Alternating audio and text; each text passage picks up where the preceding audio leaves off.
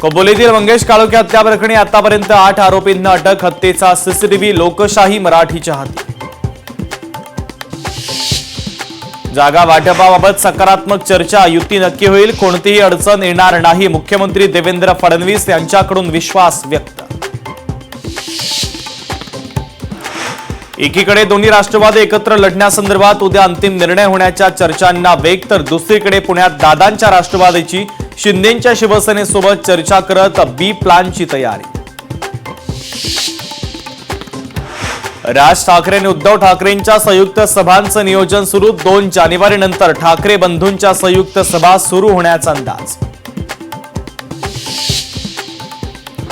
नाशिक महापालिका निवडणुकीमध्ये अजित पवारांची राष्ट्रवादी आणि शिवसेना शिंदे एकत्र येणार. जागा वाटपाचा 70-30चा फॉर्म्युला ठरल्याची सूत्रांची माहिती. पुण्यात भाजप आणि शिवसेनेमध्ये बिनसलं इलेक्टिव्ह. मेरिट नसलेल्या जागांवर शिवसेनेचा दावा. भाजपमधील सूत्रांची माहिती.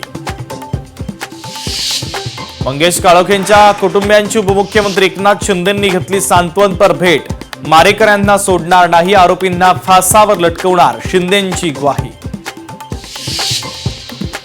सुनील तटकरे रायगडच्या आका, त्यांच्यामुळे रायगडमध्ये रक्तरंजित राजकारण सुरू. महेंद्र थोरवे यांची तटकरेंवर आगपाखड. काळोखे प्रकरणाशी आमचा पक्षाचा काही संबंध नाही. सरकारने या प्रकरणाची सखोल चौकशी करून एसआयटी नेमावी. सुनील तटकरेंची मागणी. महायुतीला जर हवी असेल सत्तेची चावी, तर रिफायला सन्मानजनक जागा हवी. रामदास आठवलेंकडनं कविता ट्विट करत महायुतीवर नाराजी व्यक्त.